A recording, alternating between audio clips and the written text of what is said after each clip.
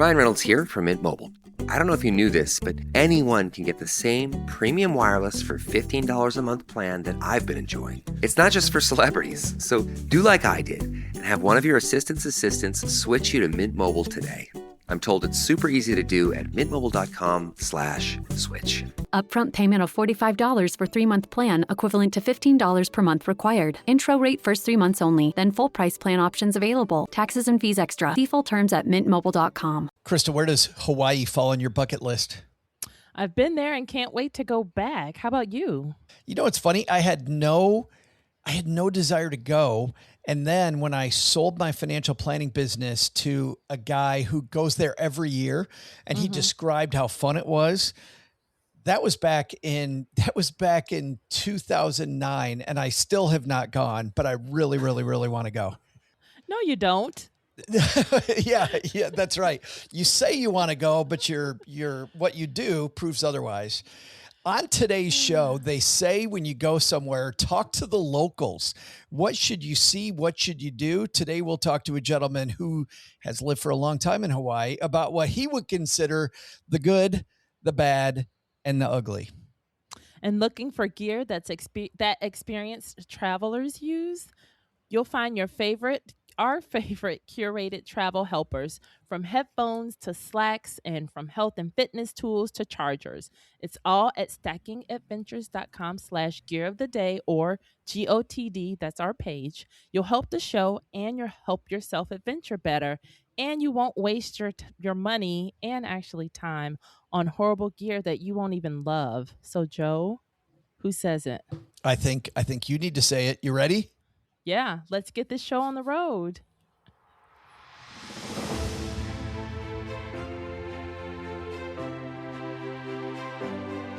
Ready for adventure? From vacation to staycation, and from the mountains to the beach. This is the Stacking Adventures podcast.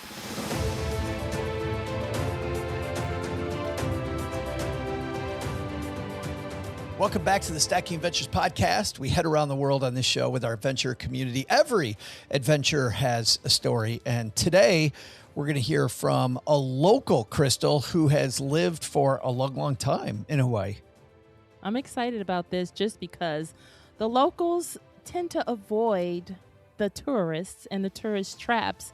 And also the locals, they take the best care of the newbies and the newcomers. So they like to give you the lay of the land and flex their local chops. So I'm excited. It is true. It's funny. When you talk to a local, you're like, which of the tourist things could you stand to go to again, right?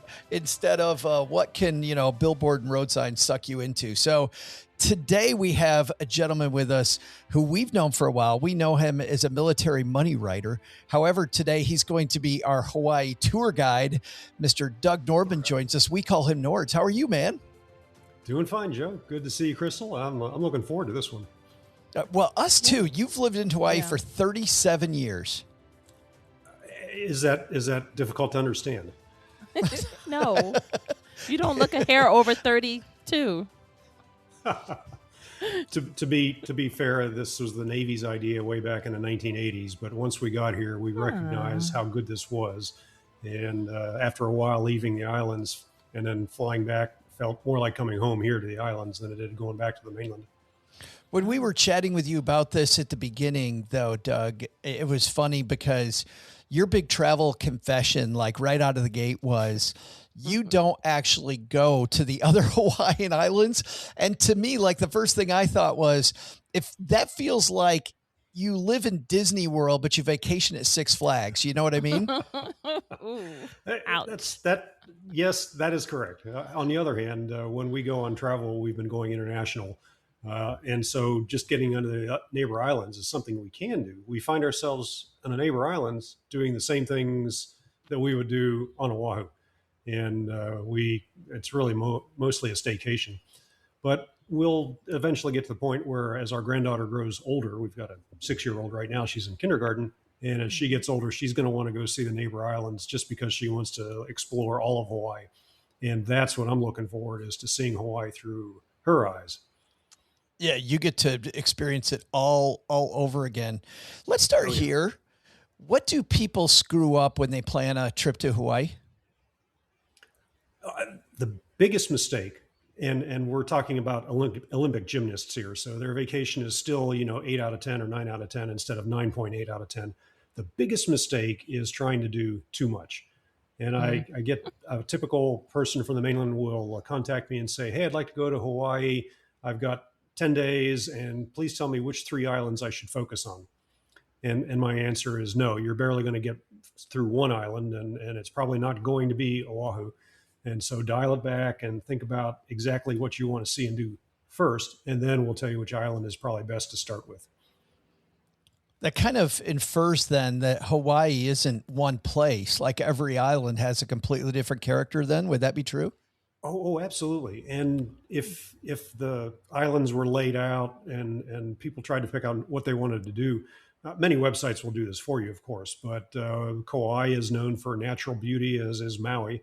Oahu has its own things going on. The Big Island is what people might think of as the way Hawaii used to be before the 1960s and international jets were flying all over the Pacific Ocean. And so there's a little bit of different things to see and do in each island, and each have their attractions. For example, Maui has a world-class oceanarium, one of the best aquariums I've ever seen.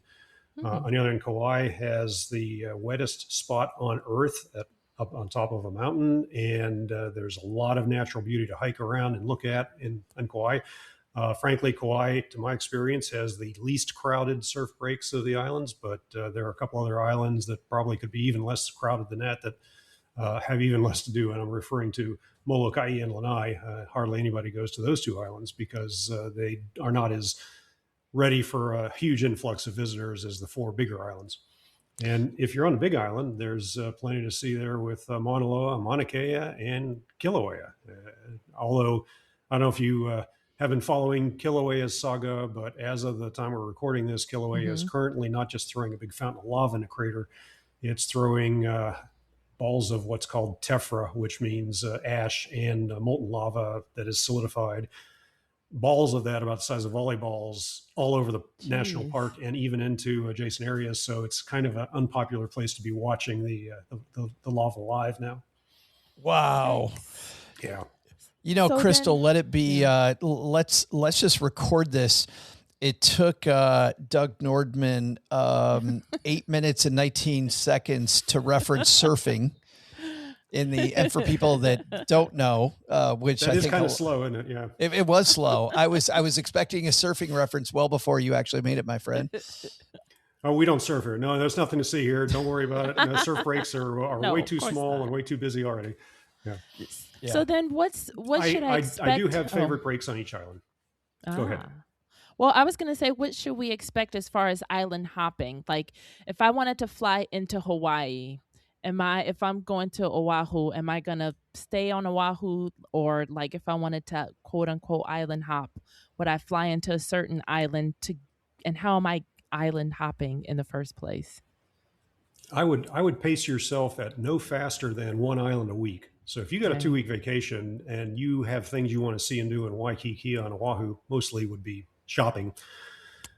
Well, then that's what you're going to do. And you're going to take the time to explore and find all the places that attract you for whatever shopping or beach time you want. And then you're just going to keep iterating on that.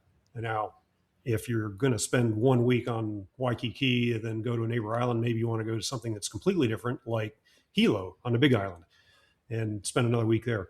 There are international flights from all over the Pacific to Honolulu, Kahului in Maui, Hilo and Kailua Kona on the Big Island. So you don't have to fly through Honolulu to get there unless you're very price sensitive or unless you place a very low value on the time you spend sitting in airports.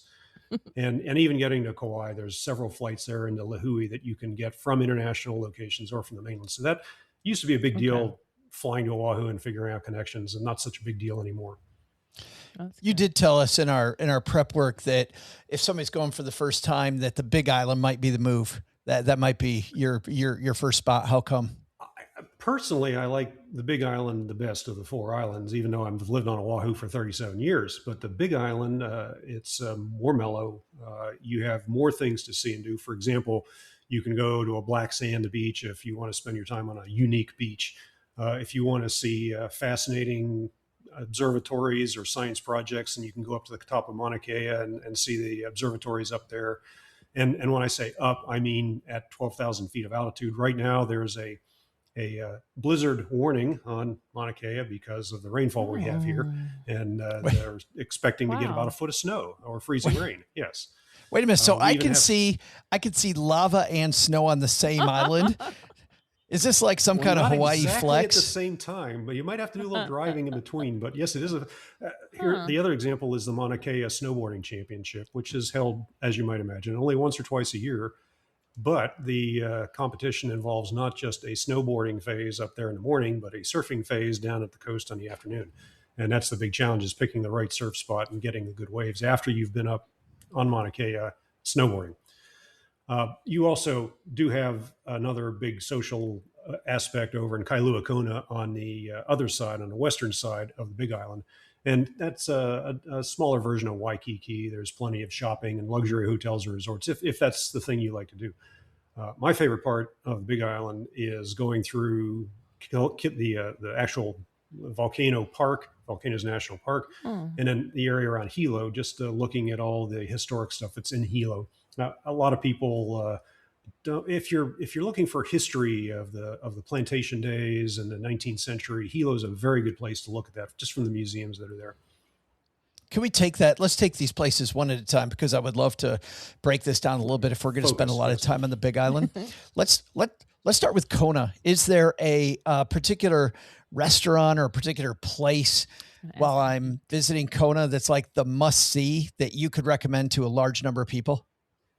Specifically, no. And the reason is because they rotate in and out all the time. Now, if somebody wants to come to Hawaii and learn about a local restaurant where all the locals go, then I would say, oh, yeah, you want to go to a Zippy's. Or if there's a specific food you want to eat, I'd say, well, you want to go to a fish shop and buy a poke bowl, and it'll be fresh fish. You know, it was swimming late last night, and now it's sitting in the counter ready to be turned into a poke bowl, whatever you want in your poke.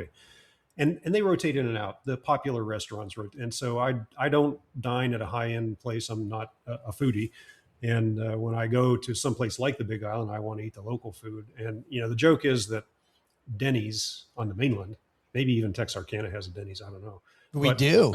There we go.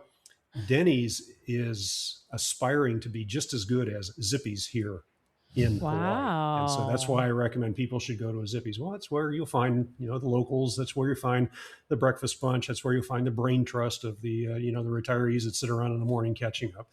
And I enjoy that environment. People go to Zippy's because they can eat food that's not necessarily on the menu on the mainland, oxtail soup, or they can figure out whatever their favorite local dish is and have a memory at Zippy's that you can get at many other resorts and many other prices. But for Zippy's, it's very convenient. So that's how I am for food, is go to Zippy's, go get a poke bowl, go try some kind of cuisine like that. For entertainment, I tend to show people a website where you can choose among the offers there. You know, somebody will tell me, oh, I want to come to Hawaii. And I'll say, great, tell me who you are.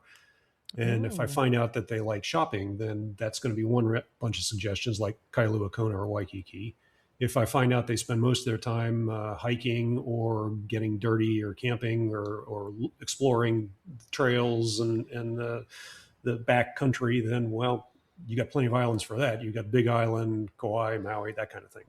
Or maybe you just want to lay on the beach. You can do that anywhere, and maybe you want to find cheap accommodations where the biggest thing you have to do is walk down to the beach each day. Let's talk about Hilo, because you were talking about quiet and nature and hiking. Is there a specific trail that you like? Is there a specific spot that you like? Absolutely. Hilo has a couple things that I really enjoy. One of them is the Akaka Falls, just going up to Akaka Falls and looking at the falls and that area around there, hiking around there. That's beautiful. There's also a downtown center in Hilo that's built around the waterfront. And it's an area that used to be quite an industrial area until the tsunami of 1946. And when that tsunami rolled through with very little warning, it became a mass casualty disaster. Essentially, it wiped out the industrial waterfront right around that harbor in Hilo. and everybody spent the next 10 years rebuilding. And just as they were getting to the point where it was back in action and running again in 1960, there was another tsunami that Oh, wiped no. out that whole waterfront area all over again. And so there are memorials everywhere, and there's a vibrant history around there, a little further inland, but a vibrant history of what the waterfront used to look like and what happened for the tsunami. I'm married to a retired meteorologist and oceanographer, so we are very interested in phenomena like tsunami. And it's something that you learn to live with in the islands, so we enjoy learning about what's been going on in the past there. One of my friends, in fact, he's in his 70s now, but he actually participated in the 1960 tsunami because his mother was 6 months pregnant, and the two of them got washed out to sea and brought back in. So that's my God. Wow. Everything worked out fine. Everybody's fine. Everybody's healthy. You know, he was born on time, and you know, everybody jokes that the way he is today, well, we couldn't help it. The tsunami couldn't even take care of that. But the whole point is that these stories are everywhere. And by slowing down and taking the time to wander through the streets of Hilo, to go read all those plaques in the sidewalk or on the storefronts, to sit in a local cafe, you start hearing these things and seeing what's going on around you. You don't get experience if it's 48 hours in one island and 48 hours in the other island. Got it. Just describe the waterfall to me, by the way. Is it a straight down tall drop, or is it cascading over rocks? Yep, straight over the top, rocks at the top, down into a great big pool at the bottom. We recommend you do not jump. You know, it's for display purposes only. There's plenty of other places on the island to go over the side and get wet. But it's a natural park. It's a very beautiful area, and it's relatively unspoiled. And it's just nice to go up there and wander around. And then, so I know when I was there, we did the Jurassic Park Jeep tour. We saw animals. Oh, yeah. Like, what kind of cool stuff? Oh, and Pearl Harbor. So are there, like, I guess we talked about bucket list before. These are kind of some must-see, like, pop culture-y kind of things. And see, what I'm hearing now is that you're the kind of person who likes to see locations where notable events have happened. Like, oh my gosh, Jurassic Park was filmed right here. Yeah, where are the raptors? Well, yeah. But it's interesting to see how Kualoa Ranch has made itself into an attraction that can handle that kind of thing.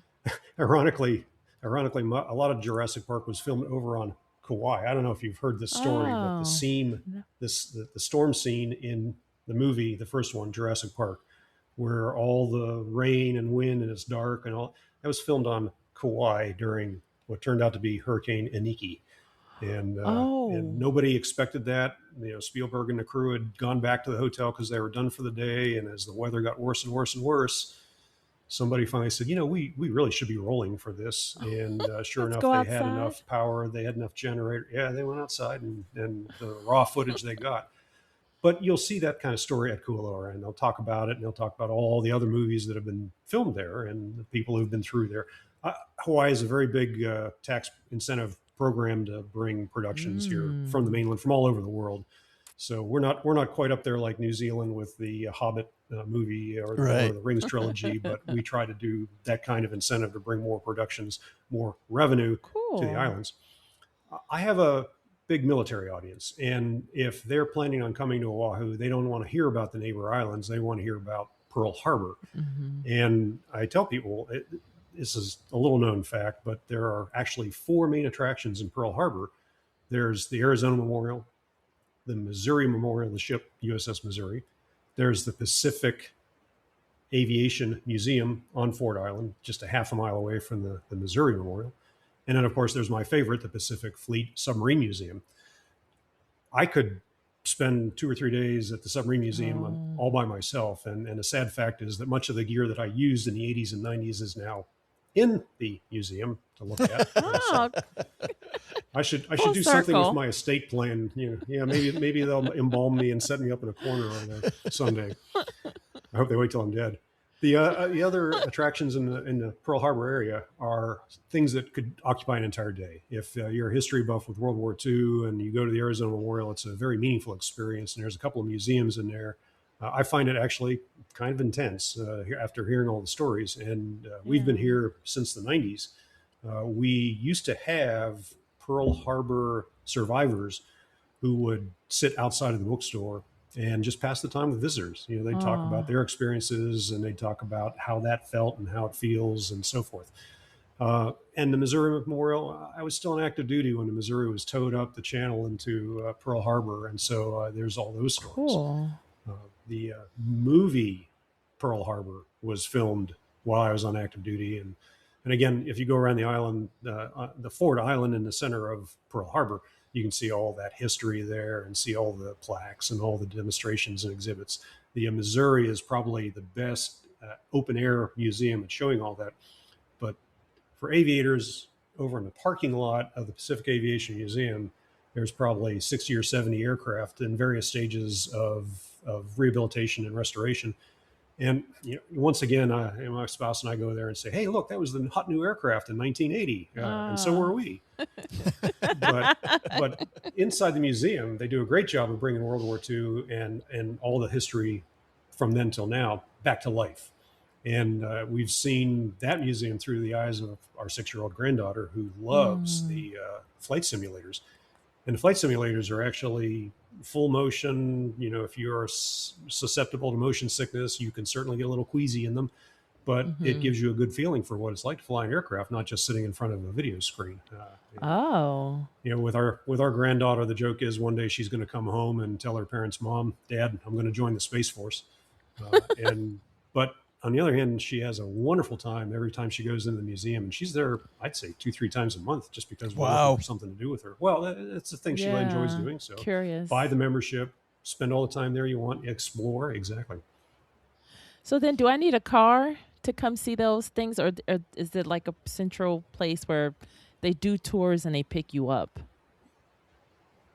Yes to both. And you can rent a car. It's easiest to rent a car on Oahu. And you can also do plenty of Uber and ride sharing. That's all over the islands, and that's very popular. But you also can find a shuttle that'll pick you up in Waikiki, for example, and take you out to the Arizona Memorial and give you the Pearl Harbor bus tour if you want, or you can have them drop you off at the Arizona Memorial in the morning and catch a shuttle later on. We live in central Oahu, and there's a shopping center here that's called Waikiki. And it's a smaller version of the main Waikiki drive of luxury outlets. Waikiki has a fleet of shuttles that they send down to Waikiki to peel off all the visitors there and send them out here to central Oahu where it's less crowded. It's free, and the shopping prices are better. And so we have ways of getting visitors. And we want to make it frictionless for a visitor to get to where they need to be. And maybe you'll look at living in a resort area too. I mean, if you're up on the North Shore, you're probably going to rent something for a week or two, and you probably are going to spend most of your time walking around Haleiwa, maybe an Uber, but not necessarily. And I can tell you also, if you go to Maui and you're on the west side of Maui in Kahului, not only is there a nice car rental near the airport there, but the business next door, the surf shop next door, will rent you the roof rack for the car that you just rented, so that you can put your longboard on the roof rack and drive around with that. I want to spend the vast majority of our time on the Big Island because you told us if you're going once, Absolutely. that's probably the first place to go. But here at the halfway point, man, we're going to speed through a quick tour of at least see if we can get Kauai, Maui, and Oahu in before we say goodbye. But here at the halfway point, Crystal, we got some good news, bad news. The good news is that we have broken through on this competition to find out where you are around the world. The bad news is, as we record, we just released that episode yesterday, and we have a new quarter, which means all of our, I know what you're doing. Everybody knows that the clock reset on the second quarter, and you were waiting for that to drop to see what happened. And now everybody knows, Crystal. What country are you in? I am in Japan somewhere. You are somewhere in Japan. So here's what you do, adventurers. The first thing you do, you call in. And how do people call in to find out where you're at? You head to stackingadventures.com/mystory, and you can record up to 5 minutes of your educated guess of where I am. You ask a question, a yes or no question is your first question. And then you bring it home with your second. That's your pinpoint. Like a good question to ask. Are you in the northern half or are you in the southern half of, and then after the yes, no, then you make your guess, but nobody's done that. So there's a free tip, adventures, but it's stackingadventures.com/mystory. And also we want to hear about your adventures in Hawaii or any of the places that we've gone, or maybe a new place that you're thinking about heading to or that you recently went to. But it's pretty exciting. All right. We've got that coming next episode. Then bring the guesses on, everybody. First come, first serve. And we'll see who's going to win the Emerald Cruise Lines backpack. Very exciting. And who's going to take home this prize. So we'll be back with more from Hawaii in just a minute.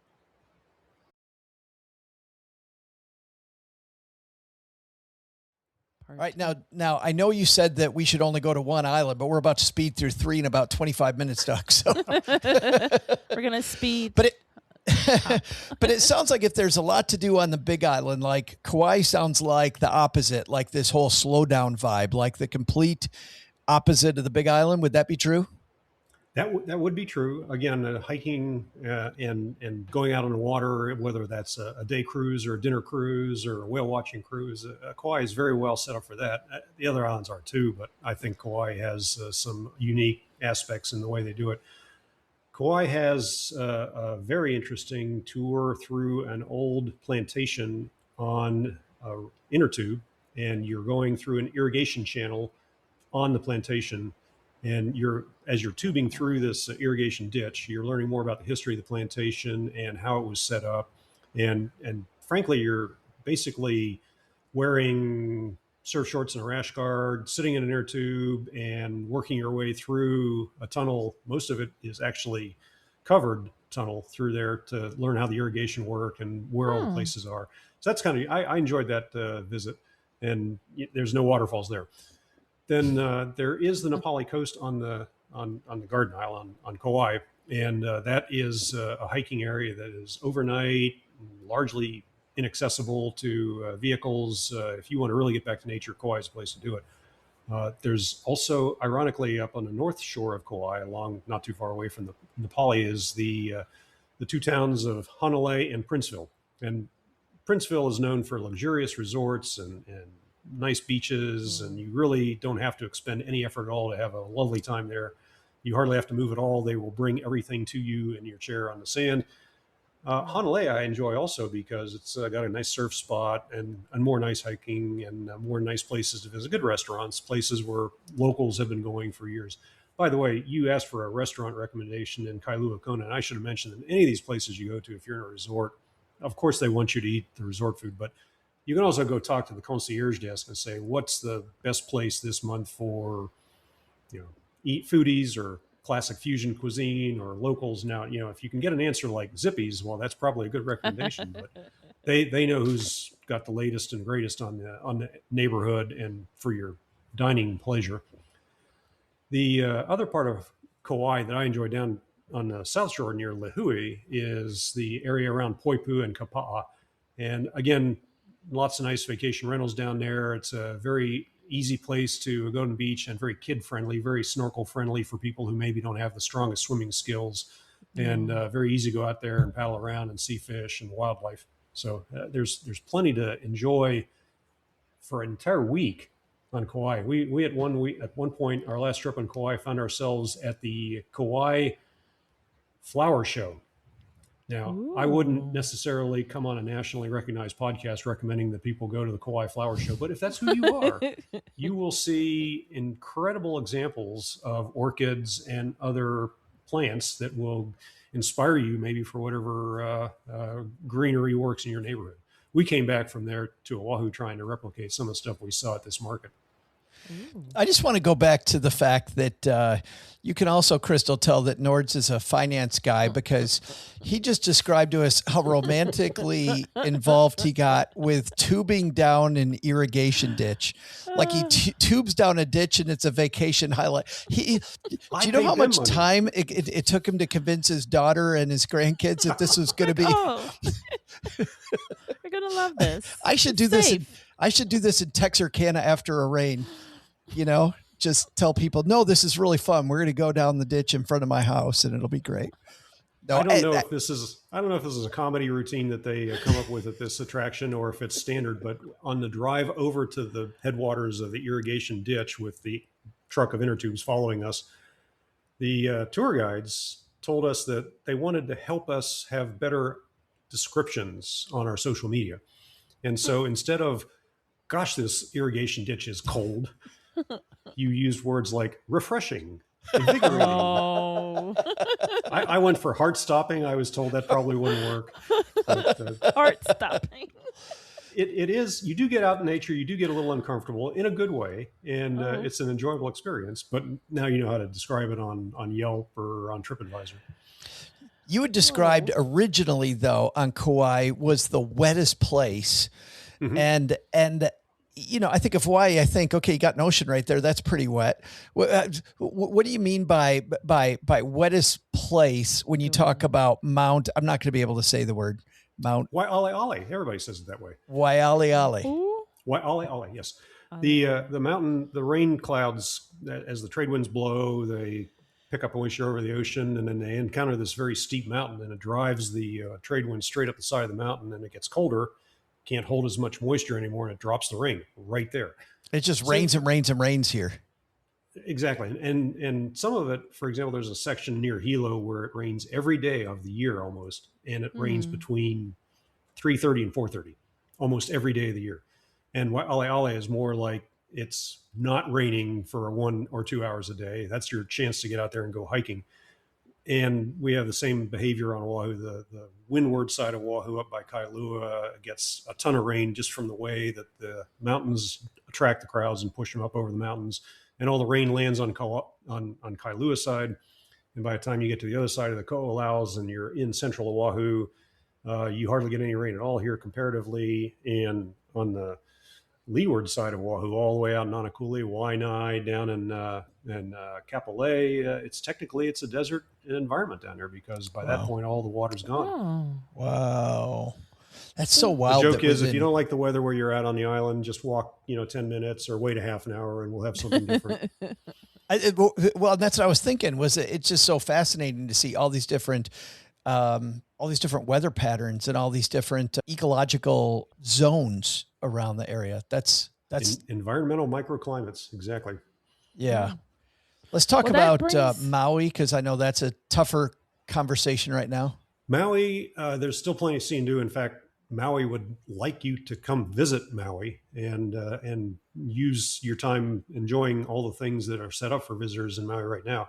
Of course, you're going to want to avoid disaster tourism in Lahaina. There is nothing to see in Lahaina. Literally, it's all on the media if you want to see that kind of stuff in Lahaina. Mm-hmm. But otherwise, you're causing traffic and going through parts of Lahaina that they're busy trying to move on with their lives and rebuild. So, there's no reason to go to Lahaina unless some attraction in Lahaina wants you to come there and eat their food or enjoy their time at their bar. However, there's plenty of other places to see things and do things on Maui. And although you're avoiding Lahaina, you're still going to find lots to do in Kapalua or Kahului or over by Ka'anapali, all the big towns that you read about and that many mainland visitors are still learning to pronounce. And that's, for example, in central Maui at Ma'alaea, the Oceanarium is a fantastic experience. And that's one where I would take an inter-island flight just to spend an afternoon at the Oceanarium and come back to Oahu for dinner. It's that good. It's that good. There's also the tallest, it's a mountain on Maui, Haleakala.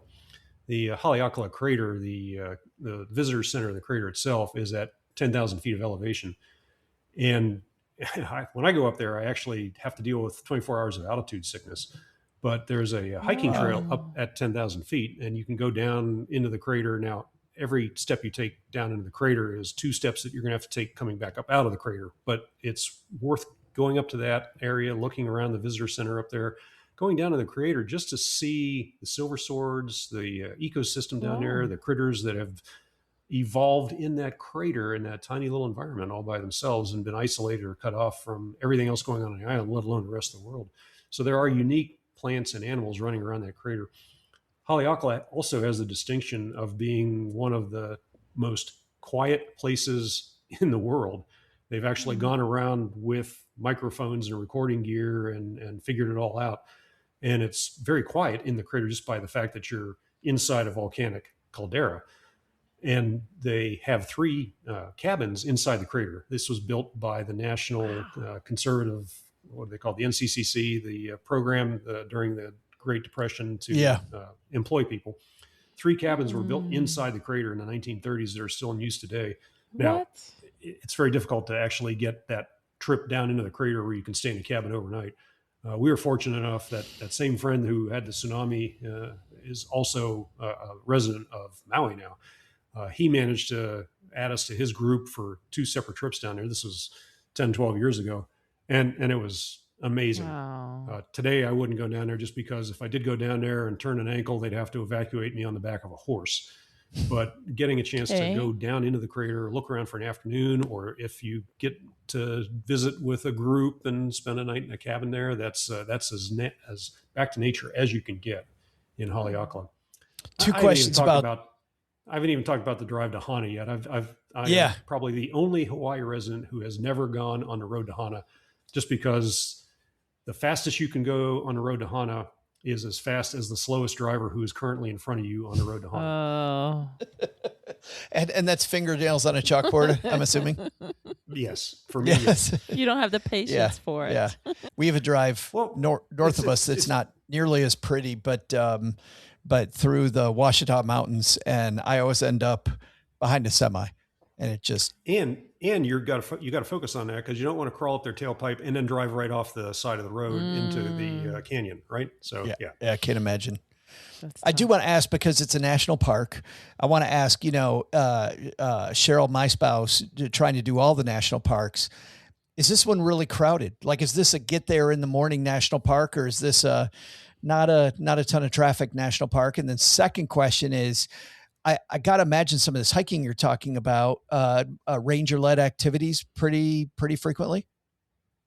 There are ranger tours for that, both in Kilauea and Volcanoes National Park and in Haleakala. I mean, let me be clear, I'm talking about 2 separate islands, but yes. 2 different parks. So, yes. And when you're in Haleakala, there are plenty of ranger tours that will take you around and show you what's going on. The fantastic visitor center with all the videos, all the old photos, all the biology, all the environmental stuff going on there. So a lot of it can be self-guided if that's what you want to do. There's a phenomenon, and again, it's a discussion of whether this is something worth doing or whether it's over tourism and impact fees and being a good visitor. But one of the popular activities is getting up to Haleakala to see the sunrise.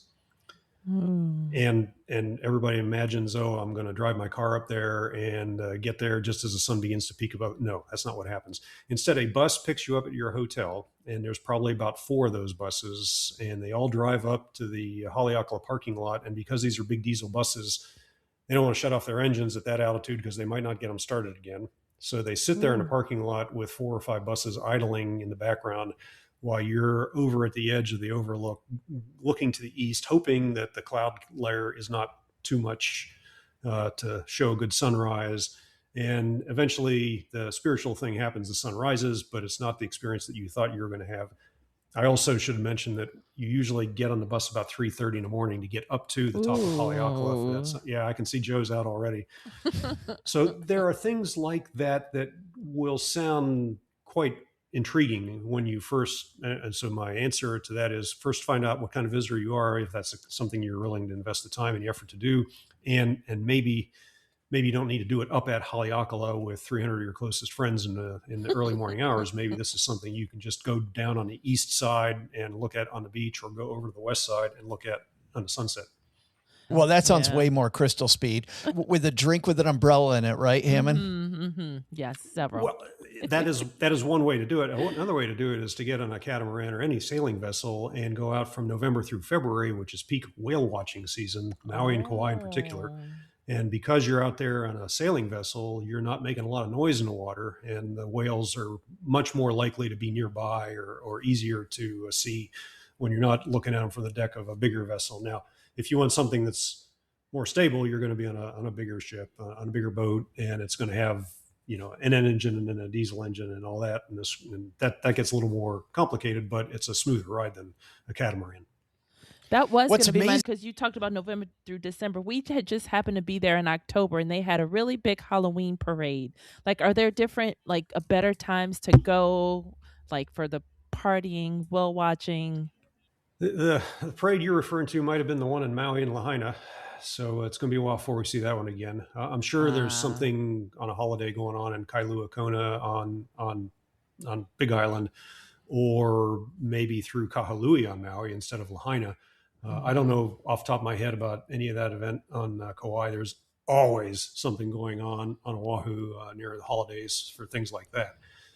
Cool. One of the best ways to do that is to look at the visitor brochures that you see in the airports or online. For example, this week Oahu, or this week Hawaii, or this week Maui. That'll tell you what the calendar has on it for various events. If you're a surfer, we wouldn't even be talking about that. You'd already have memorized the competition schedule up in the North Shore of Oahu. You'd already know where you wanted to go and who you wanted to see. Cool.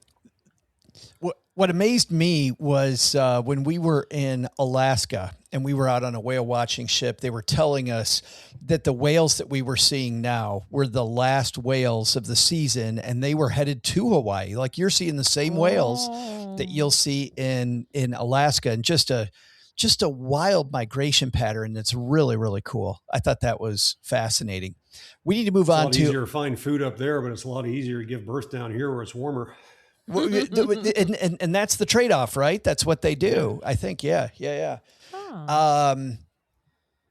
Let's talk about Oahu, because what most people think Hawaii is, like, they immediately think of Oahu, but you ranked it 4th in your list of places to go.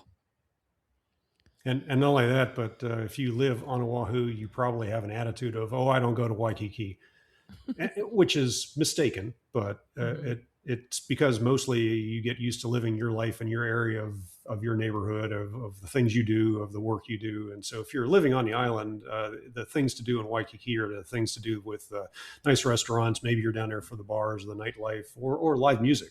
Waikiki is full of live music that is every bit as good as what you would find in a recording studio on the mainland.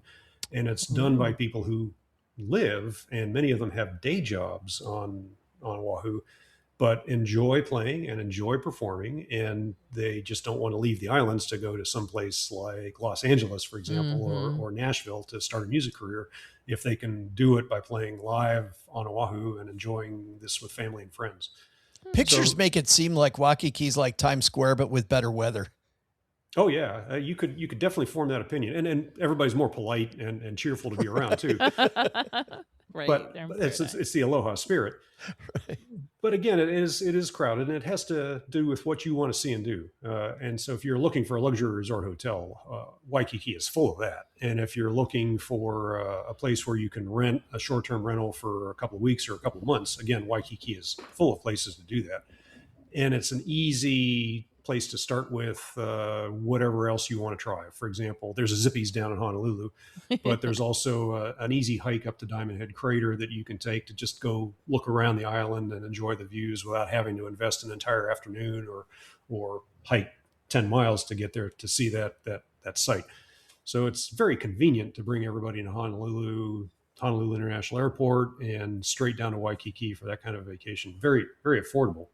And so that's why it's because our marketing is working, right? There's more money marketing Waikiki, I would say, than probably any other place in the islands. Yeah. Let's talk about the islands that you won't see.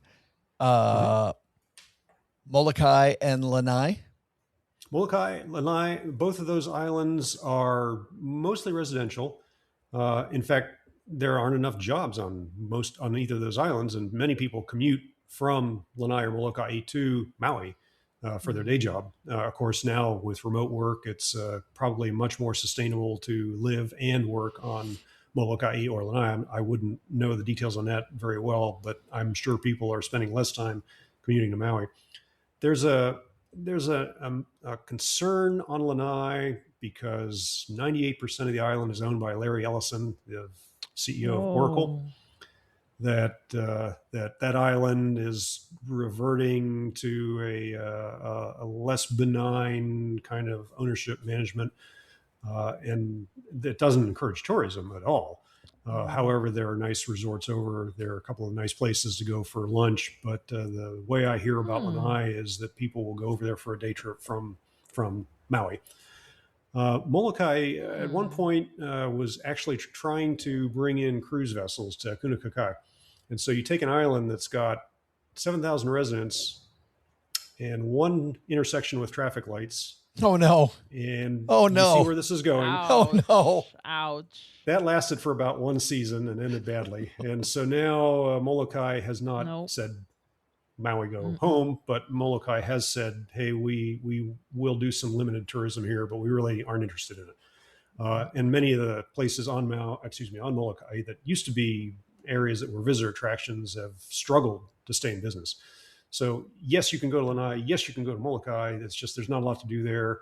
If you're a surfer, you're going to go there to explore surf breaks that don't have a lot of people on them. But boy, if you're a surfer, you'd better understand Hawaii culture and be respectful of the locals who already would like to surf there. I'm not saying anybody's going to be hostile, but if you take a California surfer attitude into Molokai, you're going to have a very disappointing experience. Those are islands you can still get to that are probably not on your top 4 islands. There is an island that is actually closed, and that is the island of Ni'ihau. Ni'ihau is owned by a family, the Robinsons. The Robinsons bought it back in the 1840s from what at that time was the Kingdom of Hawaii. Well, he felt like he was unloading a white elephant on a couple of clueless mainlanders, and he was right. And so they've owned that island and tried to figure out what to do with it now for 160 years. Wow. And are still working that way. But Ni'ihau is where it's sort of like the repository of Hawaiian culture. For example, the primary language on Ni'ihau is Hawaiian language. Wow. And the people that are living on Ni'ihau will practice traditional crafts, traditional arts. I mean, there's a certain amount of communicating back and forth between Kauai and Ni'ihau, or between Ni'ihau and Oahu to visit Bishop Museum, where cultural exhibits are, and where also other craftsmen are practicing their traditional crafts. But on Ni'ihau, that is the focus. That's your lifestyle. You are going to Ni'ihau to live as if it was the way Hawaii used to be, and would ideally always be, as a place where we archive and preserve and propagate the culture. And for example, just a few years ago now, maybe 10, 15 years ago, University of Hawaii finally came up with a doctorate degree program in Hawaiian studies, literally in the Hawaiian language. Wow. And people show up. Well, the first time they did that, the graduates, the 2 doctoral candidates, showed up in Malo to pick up their certificates. I mean, traditional Hawaiian attire, to pick up their degrees and to point out that this is what they've been studying and this is what they're preserving. And for them, the permission to go to Ni'ihau and stay there, or to exchange information with people on Ni'ihau and just keep that fertilization going and that preservation of the culture going is something that is very jealously guarded here and very important here. We almost lost all this stuff. Do we have time for a story? Yeah. Yes. We have a Polynesian voyaging canoe activity here on the island. You may have heard about Hokulea and Hikanalia, 2 of the vessels that navigate across the Pacific. And it got to the point now that in the 1970s, there was only one remaining navigator who used the ancient ways that the Polynesians used to get from all the way from Indonesia and the islands in that area all the way to eventually Hawaii in successive waves of migration. There's only one guy left who knew how to do that. Wow. And through efforts of the Polynesian Voyaging Society, they managed to sit down with this man and bring him on to a recreated Polynesian cruising ship, the Hokulea. And he taught a few more navigators. And now we had, 3 or 4 people. It's been 50 years. And since then, it's gone on and spread out all over Oahu and the neighbor islands. And Hokulea is now in its 3rd generation of training navigators. And when I say navigator, I don't mean like the kind of navigating I did in the U.S. Navy. This is figuring out where 50 or 60 different stars are and the constellation and when they rise and set, and how to look at the winds and the waves and other phenomena in the atmosphere to tell where you are. And this is a lifestyle. So one of the things that my spouse and I did last November is we went on a trip that has been on our bucket list for a while, and we went down to the North Island of New Zealand. And we got off the plane in Auckland and got set up in our Airbnb. And one of the first things we did was wander down to the waterfront in Auckland to see what was going on around the waterfront. And we walked by the Maritime Museum and turned the corner, and there was Hokulea. Now, they had a different experience getting from Oahu to New Zealand than my spouse and I had. But the point was that they were training a new generation of navigators, and that was their graduation exercises. Okay, here you are in Oahu. Let's see if you can find New Zealand. And they did. Oh, that's crazy. That's amazing. They're actually still there. They're still voyaging around the New Zealand area, carrying on that tradition and training new crew members, not just from Hawaii, but from all over the Pacific. That's cool. Cultivate this. Yeah. That's end of my story. Thank you for indulging me on that one, but that one's very precious. I used to navigate, but my experience navigating was a little different than what an Polynesian Voyaging Society has. I could just imagine what a cool thing it would be, though, to turn that corner, and there it is, and you had no idea. We knew that Hokulea was away from Oahu. We did not know, and they had just pulled in like the week before, and they weren't even giving tours. They didn't want to give tours. They didn't want to show up. They had people that they would take around the islands for training. They knew who their local contacts were, and there's probably a couple of schools, and there's probably another voyaging society there. Those are the people they want to hang out with. Otherwise, they're in a Liberty port. They're in Auckland. They're going to go out and party. They're not going to sit on the Hokulea and give us tours of the Hokulea. So all we could do is go there and take pictures. Also, in our prep, there was a plot twist that I did not see coming, which was you referenced a ninth island. Oh, yes. It's, again, the islands are a place where you grow up and you want to spend your whole life here, but it's very difficult to afford to live on Oahu, let alone the neighbor islands. And so when the price of Hawaii living gets too high, you end up on the mainland. Maybe you go into the mainland for college. Maybe you went to the mainland for a better job. Whatever reason you're on the mainland, there are now more native Hawaiians living on the mainland than in the state of Hawaii. And one of the primary migrations of getting people to the ninth island is the Las Vegas area. And I don't know if you're familiar with the Hotel Cal in Las Vegas, but that actually organizes its casino and its cuisine and its restaurants because they have a very strong demographic of people visiting from Oahu, flying to Las Vegas to stay at the Cal, gamble, That's cool. visit around Las Vegas area, and then come back to Oahu. That's cool. It's funny. I'm from, Detroit, and there's a casino downtown, the D, which is all a Detroit casino. So I feel the same way, Doug. I feel when I go there, I feel a little bit of home. And imagine how hard it is to find Detroit people around you, people that grew up in Detroit. Well, that's the feeling. And it's serious business. The people that have left Oahu, that have left Hawaii for whatever reason, and now you're living in Las Vegas, if you did hula as a primary activity, as your main interest, not as your day job, but as your lifestyle, if you were somebody who spends all the time with hula halau in Hawaii, and now you're in Las Vegas, you're going to start a new halau there. And if that goes on for 25, 30 years, you're going to get a core of hula experience in Las Vegas that is every bit as competitive as any halau here on Oahu, and is just as cultural and just as good at it. And so again, there are more native Hawaiians living on the mainland, and Las Vegas is one of those areas where there's a very strong locals culture. Yeah, I did not see that coming. I laughed. Ninth Island is Las Vegas. You don't see that. You don't see that advertised. Come to Las Vegas for Hawaii culture. For Hawaii, but if you're here and you want to stop there on the way home, What is you've lived there 37 years? Yeah. What still makes you stop and go, wow? Things that are unusual that I see happening here that just confound me. We've had unusual weather in the last couple of weeks. The weather has been not as bad as a hurricane, but for weather just short of a hurricane, it's been the worst it's been in probably 25 years.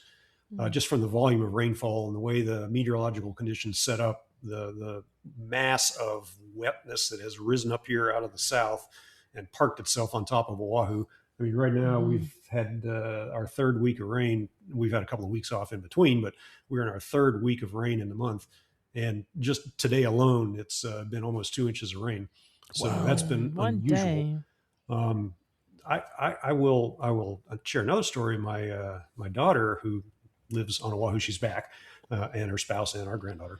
But my daughter, when she was growing up here, did not hear lightning or thunder until she was 8 years old. I mean, she lived that many years of her life here before a thunderstorm actually produced thunder and lightning. And since then, it's become more common, but it is still rare here on the islands, especially compared to the mainland, to hear thunder and lightning, to see the lightning and hear the thunder. And so that's another thing that makes me go, when we do get that kind of event. Other than that, I guess it's because I've been here for so long. It's been hard to find things that make me go, one thing that has happened in surfing world is that you're familiar with paddling out on a longboard. You're familiar with paddling out on a performance shortboard. You're probably even familiar with stand-up paddling. But you have probably not yet seen a hydrofoil board. And that's literally a short surfboard, only about 3-4 feet long. Looks more like a boogie board. With a hydrofoil sticking down below it. And if you get that thing up to speed and the hydrofoil lifts you up out of the water, there's no more drag. And it has gotten to the point now where we have a core of people that are so experienced and skilled at surfing, it's called foil surfing, that I think before long, we're going to see a recreation of the Oahu to Molokai canoe race, only with foil surfers, because these things can get out to open ocean and they don't have to surf in front of the wave. They can surf literally in the open ocean if they can get the speed up and then figure out how to steer around. And we're getting enough experience with people that have been doing it for 10 or 15 years. I mean, these are the guys that were buying them 15 years ago and surfing every day on them, are probably capable of getting competitive and racing each other from here to Maui. That's cool. And safety vessels and escorts and everything else, just like the canoe races. But yeah, and that's where we are. That's the kind of thing that makes me go, wow.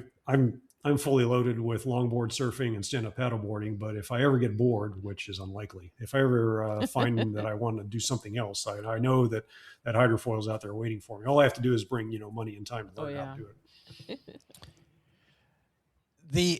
If you're an adventurer and you are somebody who's been with the military, Doug's been writing about the military for a long time, about being financially independent, about raising smart families. Great book with your daughter, Carol Pittner, recently, Doug. Where can people find you online? I'm at Military Financial Independence. That's the name of my blog now, militaryfinancialindependence.com. I've got a lot of my material at the Military Wallet. That's the site that used to have a partnership between the Military Guide and the Military Wallet. So people that search for the Military Guide, they actually end up reading my posts on the Military Wallet now. You're familiar with 301 redirects, and that's why it works that way. We still talk about money-savvy families at places like Camp FI and conferences, and we still when people visit, we still get together. For example, Choose FI's local chapter has a Choose FI Honolulu group here. We also have a Bogleheads chapter here now. So that's cool. Yeah, maybe we'll end up with a bad group there, a Benjamin's After Dark group. That would be fun. We could try. It is feasible. It's going to take a while. It literally took us 15 years to get a Bogleheads chapter built up here. So don't feel like you have to get this done in a month. No, I'm always surprised when we have another one somewhere around the country. They tell you, yeah. It did crack me up last time when I was just prepping for today, and I went to militaryfinancialindependence.com.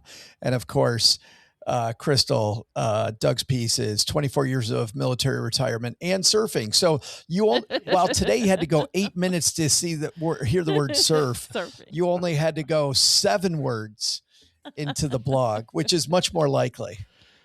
We should tune in for next week's episode, which is going to be titled Surfing in Hawaii. and then we can talk about it for the entire hour. That will be it. He's already planting seeds, Adventures. He's already planted seeds. Man, thank you for being our guide today of Hawaii. I really appreciate it. Thank you. Yeah, I hope. Always happy to talk about aloha here with anybody who thinks they want to come on out, and they're welcome to contact me if they have questions. I get all these questions all the time. I have an entire discussion for military families who want to take advantage of the military benefits at recreation centers scattered around not just Oahu, but all the islands. It's so fabulous. You're such a great resource, especially for military families who need the help, man. And it's out there. I always get frustrated when I see a military family. It's like, I don't know where to look. I'm like, well, there are some wonderful resources. Yep. Crystal, before we say goodbye, again, if people want to guess where in Japan you are. Yeah. Head to stackingadventures.com/mystory. Super simple. We have all of our great gear as well. You can help the show and buy gear that doesn't suck, which it's so easy to get roped into travel gear that just is absolutely horrible. I've done it. Crystal's done it. Based on the fact that Norris just laughed, he's done it too. You buy this stuff and you're like, what am I doing? So if you want to buy gear that's been tested by either us or our guest, where do you go? To our curated shop? Yep. stackingadventures.com/GOTD or Gear of the Day. All right. She is Crystal. And I'm Joe. He's Joe. And he's Doug. We'll see you next time, Adventures. Bye-bye. Thanks for listening.